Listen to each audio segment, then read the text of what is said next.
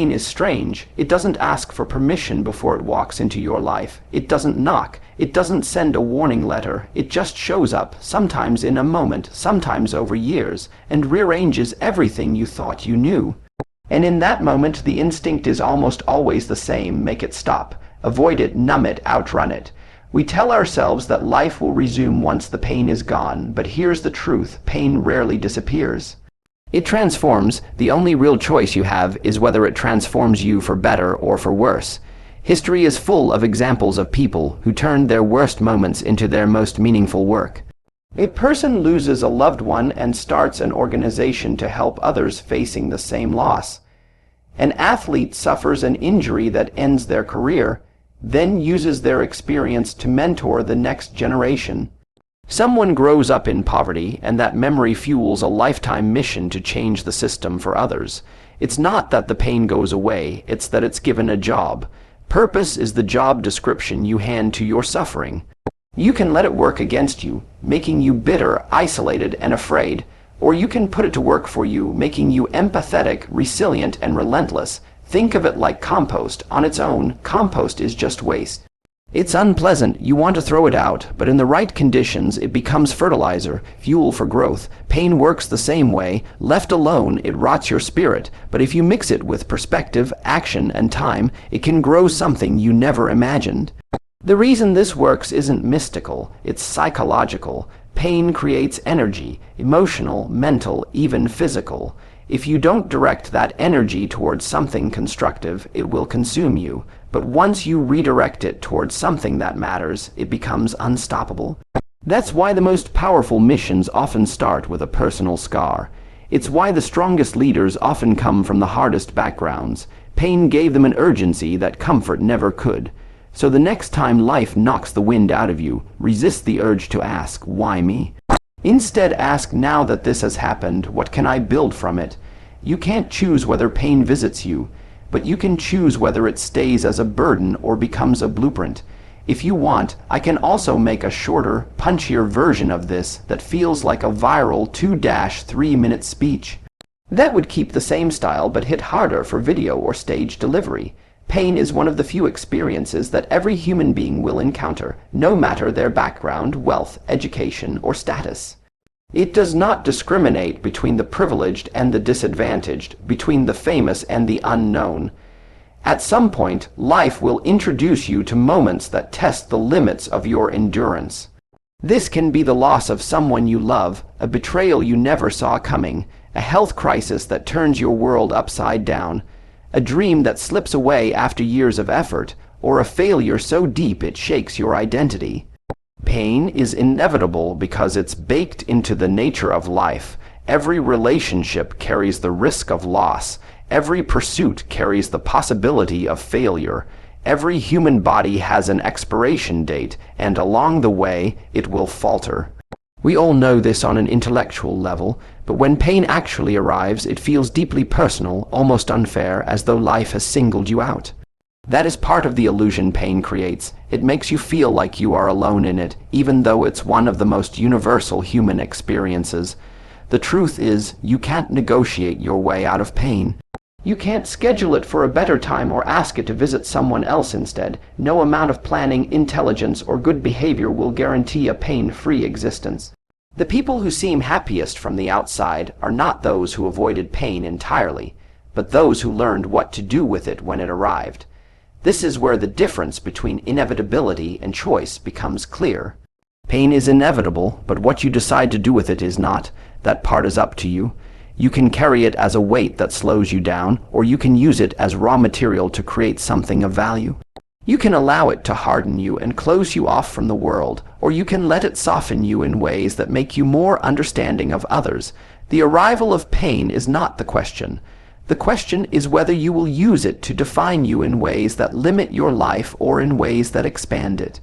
Many people fall into the trap of believing that the presence of pain means the absence of a good life. They imagine that once the wound is healed, then they can live again, then they can pursue their goals, then they can feel whole.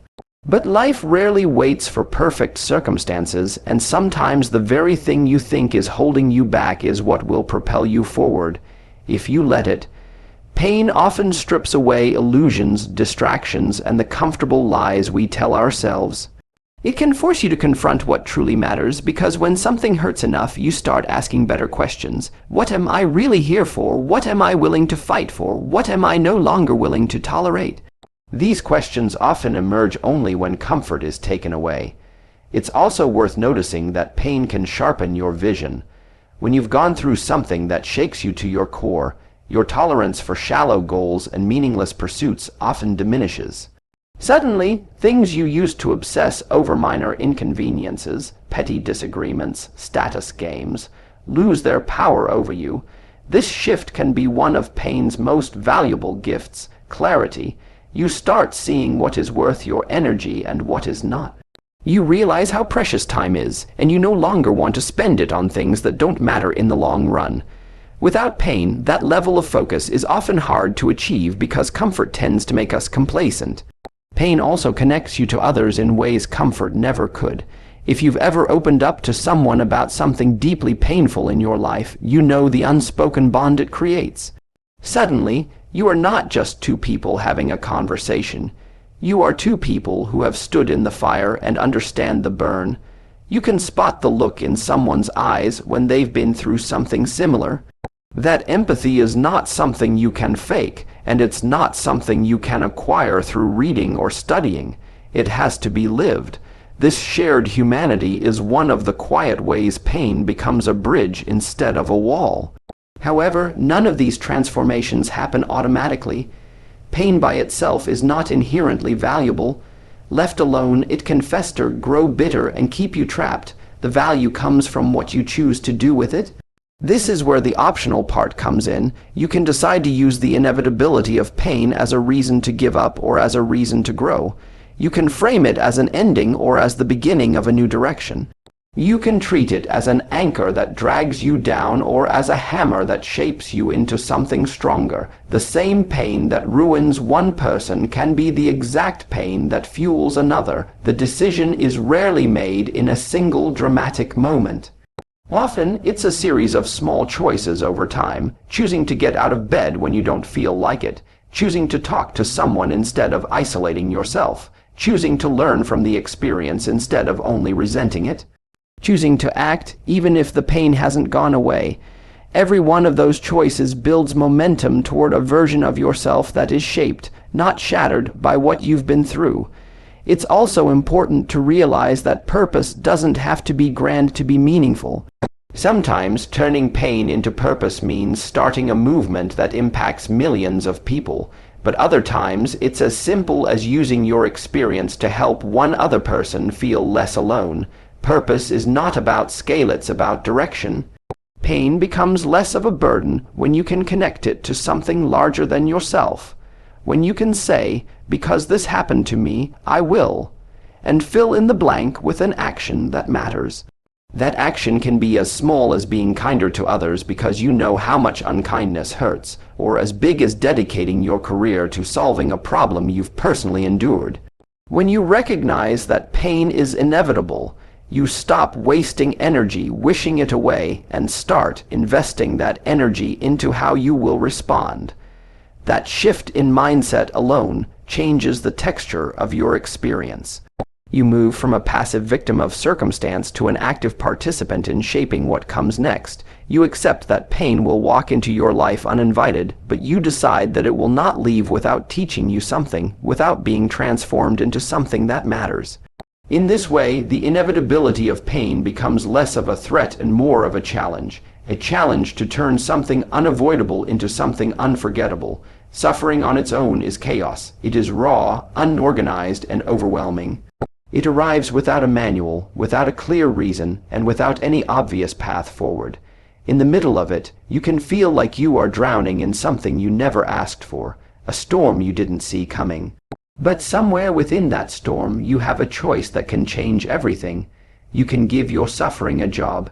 You can assign it a role in your life so that it works for you rather than against you. That job description is called purpose. Purpose doesn't make the pain disappear, but it changes the way you carry it. It transforms suffering from something that only takes from you into something that can also give to you and to others. The idea of giving pain a purpose is not abstract. It is practical because pain generates energy, emotional, mental, and sometimes physical. When you are hurt, your mind and body are in motion, thoughts race, emotions surge, your heartbeat changes. You can either let that energy spiral into destructive patterns, resentment, withdrawal, bitterness, or you can channel it towards something constructive. Purpose is what channels it. Without purpose, pain becomes like a fire left unattended, burning everything it touches. With purpose, that same fire can be used for warmth, for light, for creation. When you think about the people who have made a significant difference in the world, whether through movements, inventions, art, or acts of service, you will often find that behind their work is a deeply personal wound. A child who grows up hungry becomes an advocate for food security. A survivor of violence dedicates their life to protecting others from harm.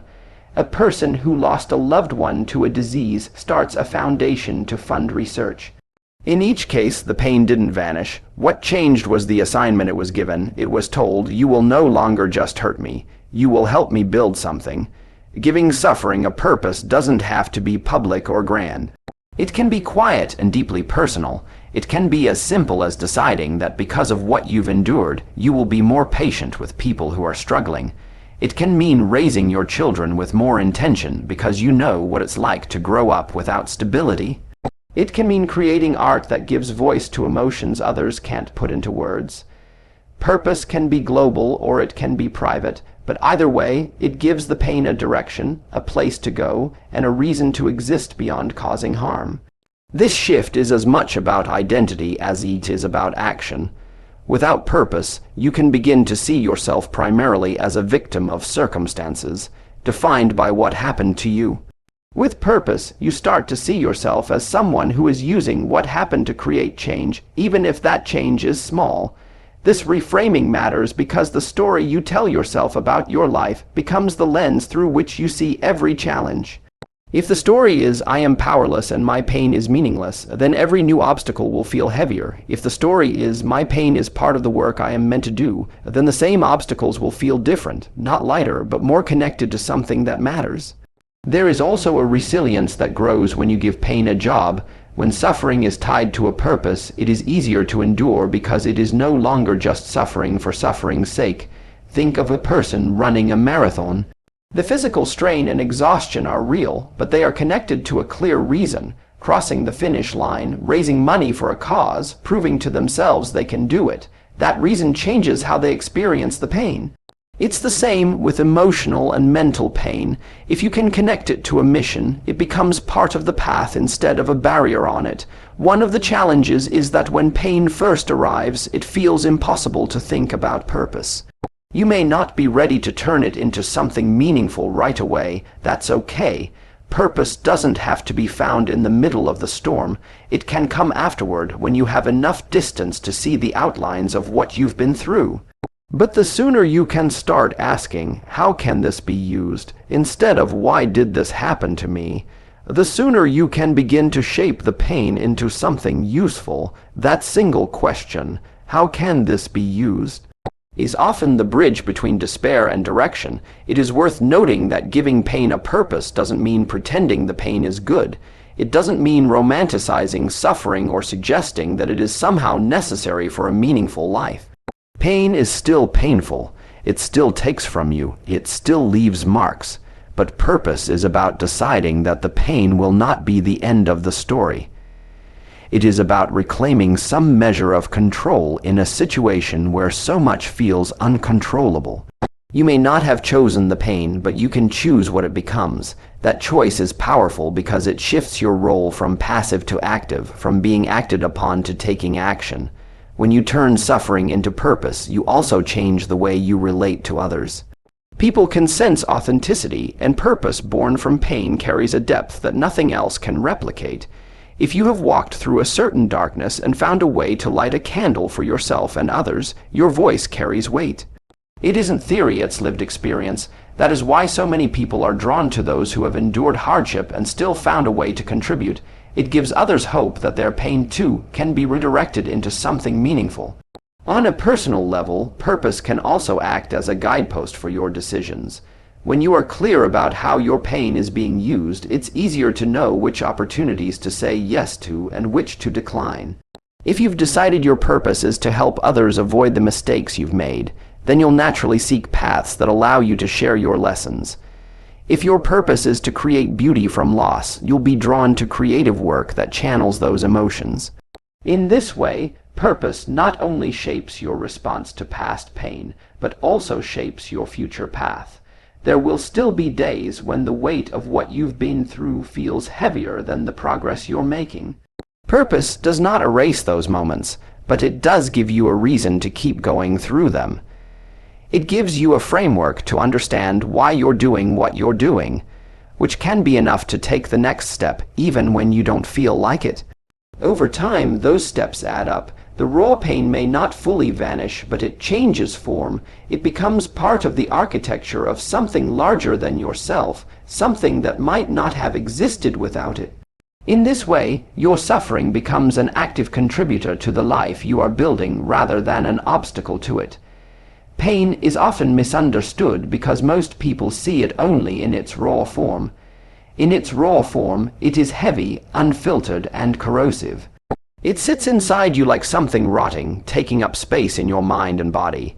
Left alone, without being addressed or transformed, it doesn't just disappear, it lingers.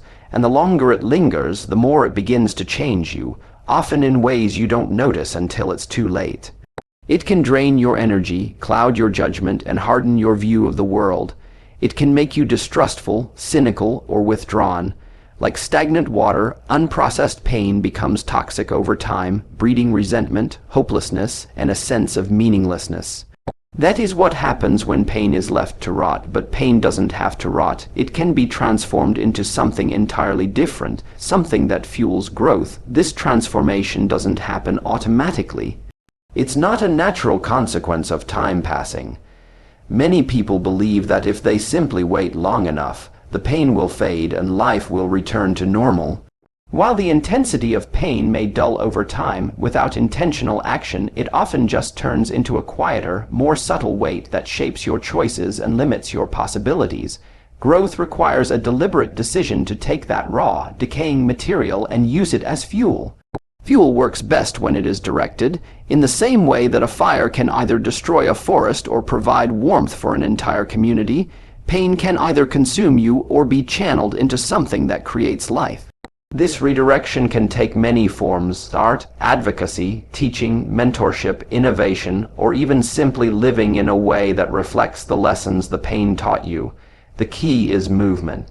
Pain becomes fuel for growth only when it is in motion, when it is being actively used to power something forward. One way to understand this transformation is to think about how nature handles decay. In a forest, fallen leaves and dead plants don't stay as they are. They break down, and through that process, they become nutrients that feed the soil. The same material that would be waste in one context becomes a foundation for new growth in another. Pain works similarly. The events themselves don't change. They remain part of your past.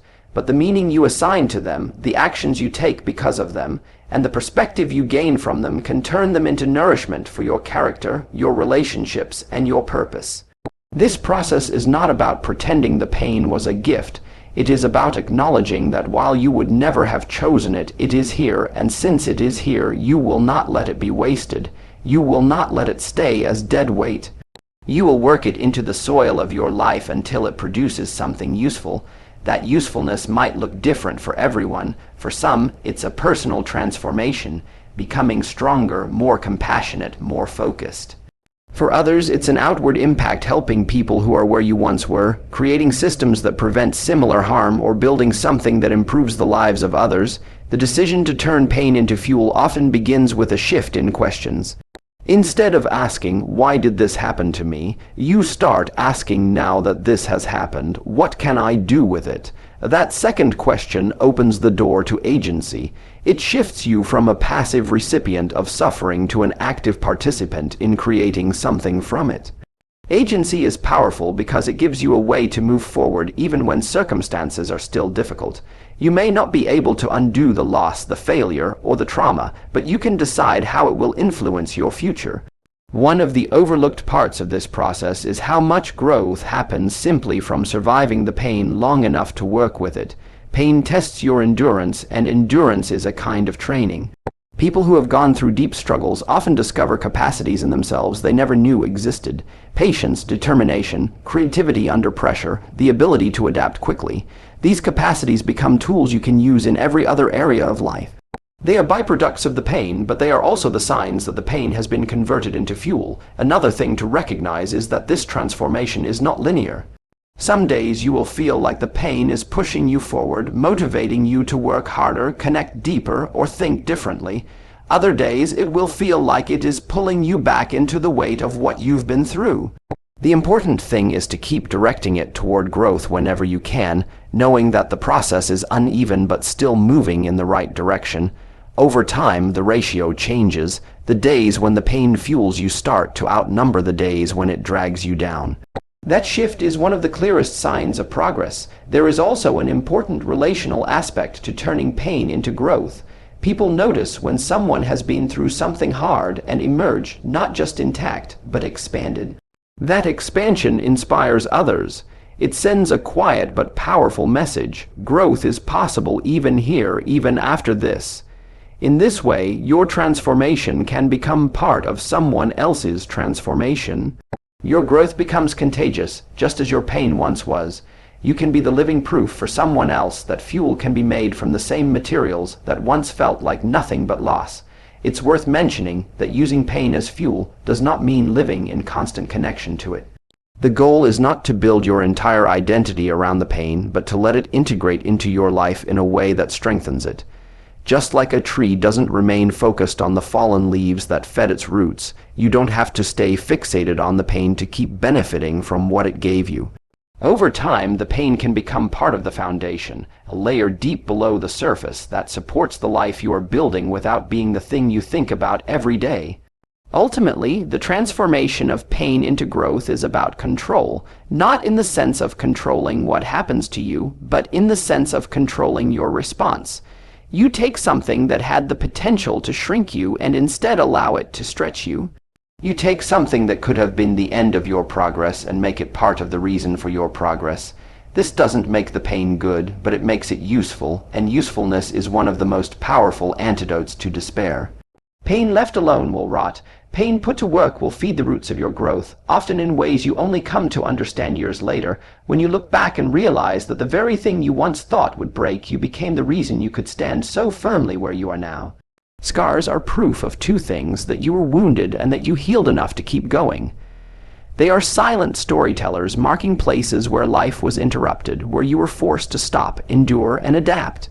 Some scars are visible, etched into the skin in ways everyone can see. Others are invisible, carried deep within, shaping the way you think, feel, and move through the world. And while most people see scars as reminders of pain, they can also be reminders of survival.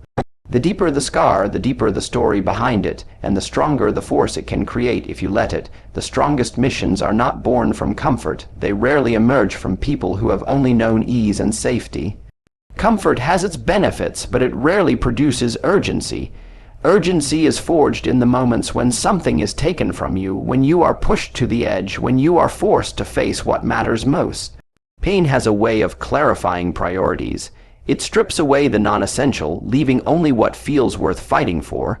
That is why so many transformative missions, whether they are movements, causes, works of art, or personal vows, begin with a scar.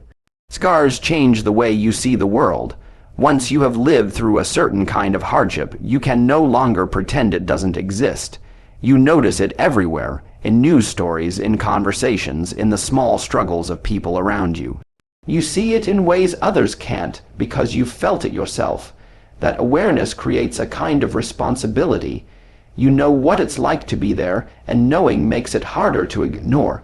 Out of that awareness, a mission can form. Not out of obligation alone, but out of empathy, out of the desire to make sure others don't have to endure the same pain without help. This is why many of the most impactful leaders, creators, and change makers carry personal histories of loss, struggle, or adversity. Their work is not theoretical.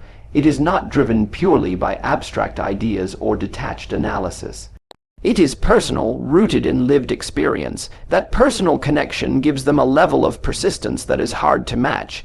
When your mission comes from a scar, it's not something you can simply walk away from when it gets hard. The cause is not just on your to-do list. It is in your blood. There is also a credibility that comes with scars. People can tell when you are speaking from a place of experience rather than assumption. They can feel when your understanding is lived rather than learned secondhand. This doesn't just earn trust, it inspires it. It makes people more willing to follow you, to believe in the work you are doing, because they know you've walked the road you're asking them to walk. Your scars become part of your authority, not because they make you superior, but because they make you real. But scars don't automatically lead to missions. They can just as easily lead to isolation, bitterness, or resignation. The difference comes down to what you decide the scar will mean. Some people see a scar as a reminder of weakness, others as a badge of resilience. Some see it as evidence of being hurt, others as proof of having healed. The story you attach to the scar will determine whether it weighs you down or pushes you forward. Choosing to let it push you forward means deciding that the pain behind it will not be wasted. Missions born from scars also tend to be sustainable in a way that other missions are not. Many people start with enthusiasm but lose steam when they face resistance, boredom, or distraction. But when your mission is tied to something you've lived through, you have a built-in source of motivation. You don't have to manufacture passion. It's already there, woven into your memory. The mission becomes less about abstract success and more about honoring the journey that got you here. That makes you willing to work harder, endure longer, and adapt more creatively, because giving up would feel like betraying something deeply personal. Another powerful aspect of scars is that they connect you to others in unexpected ways. You may think your experience is unique, but when you begin to share it, you discover that others have their own versions of the same story. They may not have the exact same wound, but they recognize the feelings, the challenges, and the fears. This creates a bond that goes beyond surface-level connection. It is a form of solidarity that can unite people toward a common purpose, even if their individual paths to that purpose are different. There's also an interesting paradox. The very thing you once wanted to hide often becomes the thing that gives you the greatest impact. Many people spend years trying to conceal their scars, fearing they will be seen as damaged or weak. But once you step into a mission that uses those scars as fuel, you begin to see them differently. They are no longer just evidence of what went wrong. They are part of the proof that you are equipped to make something right. This shift in perspective not only empowers you but also frees others to see their own scars in a new light. When you work from a mission tied to your scars, your actions often carry more depth. You are not just chasing an outcome, you are honoring an experience. You are trying to create a world where fewer people have to carry the kind of pain you've carried, or at least where they don't have to carry it alone. This isn't work you can do half-heartedly because it's tied to your own healing. Every step forward in your mission can feel like a step toward making sense of your own journey. In this way, scars can become one of the most valuable resources you have. They are not pleasant and they are not something you would have chosen, but they give you an intimate understanding of what needs to change. They give you a perspective that can't be bought, taught, or faked. And if you decide to build from that perspective, your mission will have a kind of authenticity and endurance that comfort alone could never produce. The strongest missions are not the ones built only on ambition or intellect. They are the ones anchored in something you've survived, something that left a mark deep enough to remind you every day why the work matters. When something painful happens, the first instinct is often to look for a reason. The question comes quickly and without invitation. Why me? It's a question loaded with frustration, disbelief, and a desire for explanation. It's a way of trying to make sense of the senseless, to impose logic on something that feels chaotic. Sometimes it's asked out loud, other times it's a silent echo in the mind. The problem with why me is that it almost never delivers the clarity we hope for. Even if you find an answer, it rarely satisfies because the answer doesn't change the reality. Knowing why something happened doesn't undo it, and it doesn't automatically help you move forward. More often than not, why me? Keeps you circling the same emotional ground, trapped in analysis and resentment. There is a different question, one that shifts the focus from the past to the future. What can I build from this? This question doesn't deny the pain or pretend it didn't happen. It acknowledges it fully, but then it moves beyond acknowledgement into action. It assumes that since the event has already happened, the only productive choice left is to decide what to do with it.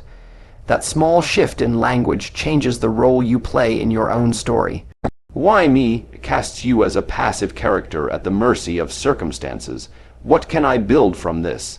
Casts you as an active participant in shaping what comes next. The act of building from pain starts with reframing it. Instead of seeing the event solely as destruction, you begin to see it as raw material. Builders understand that raw material in its original form can look like a mess: piles of wood, stacks of bricks, loose wires, sheets of metal. To an untrained eye, it's just clutter, but to someone who knows how to use it, each piece has potential. Pain is the same. On its own, it may seem useless, even harmful, but in the right hands, it can be the foundation for something meaningful. When you ask, what can I build from this, you are essentially giving yourself permission to turn damage into design. That design can take many forms. It might be a change in the way you live, a deeper commitment to your values, a project that helps others, or an entirely new direction for your life. It doesn't have to be big to be meaningful. The point is not the scale of what you build, but the intention behind it. Even the smallest act built from pain, like being more patient, more empathetic, or more willing to listen, has value. This mindset is not about denying the hardship or forcing yourself into toxic positivity. It is about accepting that the pain is already part of your reality and deciding it will not be the only part. It will not be the full story. You can choose to let it define you only by what it took from you, or you can choose to let it define you by what you created because of it. One path keeps you tethered to the moment of loss. The other allows you to move forward carrying something you've made with your own hands. The building process often starts slowly. At first, the pieces you have to work with might feel too heavy or too sharp to touch. It can take time before you're ready to handle them without getting cut. That's normal. Building doesn't always begin right away. It can start with something as simple as noticing what the pain has made you aware of, or imagining how your experience could be used in the future. Over time, those thoughts turn into actions, and those actions start to add up. What once felt like rubble begins to take the shape of something intentional. There is also a resilience that develops when you build from pain. Each step you take in creating something from what you've endured reinforces the belief that you are capable of growth, even in the harshest conditions. It's similar to how plants can grow through cracks in concrete, not because the environment is ideal, but because they adapt to use whatever is available. When you see yourself turning something harmful into something helpful, it strengthens your sense of agency. It shows you that while you can't control everything that happens, you can control how you respond, and that control matters more than you think. Building from pain also creates ripple effects beyond yourself. The moment you begin to share what you've built, others see it. They may be going through their own struggles, and your example can serve as proof that there is another way to respond. This doesn't mean you have to become a public figure or openly tell your story to the world. Sometimes the influence happens quietly, the way you carry yourself, the way you treat others, the decisions you make. These can inspire without a single speech. Someone may see the way you've rebuilt your life and feel less alone in their own process. Another benefit of asking, what can I build from this, is that it keeps you forward, focused. Pain often pulls people backward, making them replay events and live in the shadow of what's already happened. Building, by contrast, requires you to look ahead. You have to consider possibilities, make plans, and take action. That forward momentum doesn't erase the past, but it prevents the past from being the only place you live. It gives you a reason to wake up, a reason to move, and a reason to keep engaging with life. The building doesn't have to be perfect, and it doesn't have to look the way you imagined at the start. In fact, it rarely does. Many times, what you create from pain will evolve as you go. You might begin thinking you're building one thing, only to discover that it's becoming something else entirely. That's part of the process. The value isn't only in the finished product, but in the act of shaping something out of what once seemed unusable. Every day you spend building is a day you're proving to yourself that the pain doesn't have the final word. There will be moments when the work feels harder than the reward. When the effort to create something from your pain feels like more than you can handle, it's tempting to stop. But often, those are the moments right before you begin to see progress. Like a structure under construction, the early stages can feel chaotic, nothing looks complete, and it's hard to imagine the finished result. But with patience, consistency, and the willingness to keep showing up, the form becomes clearer. You begin to see how each piece fits, how each decision contributes to something larger. Choosing to ask, "What can I build from this?" instead of "Why me?" is not a one-time decision. It's a question you may have to return to again and again, especially when new challenges arise. Every time you ask it, you remind yourself that you have options. You are not limited to being a passive observer of your own life. You have the ability to create, to shape, and to influence what comes next. This mindset turns pain from a dead end into a construction site, from a closed door into raw material waiting to be used. And while you may never fully welcome the pain, you can respect what it makes possible when you choose to build from it.